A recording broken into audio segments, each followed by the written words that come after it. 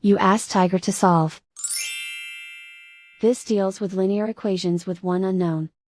The final result is z equals 150. Let's solve it step by step. Group all constants on the right side of the equation. Add 7 to both sides. Simplify the arithmetic.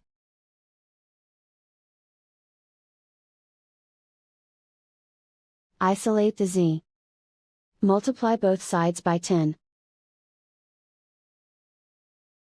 Group like terms. Multiply the coefficients. Simplify the fraction. Simplify the arithmetic.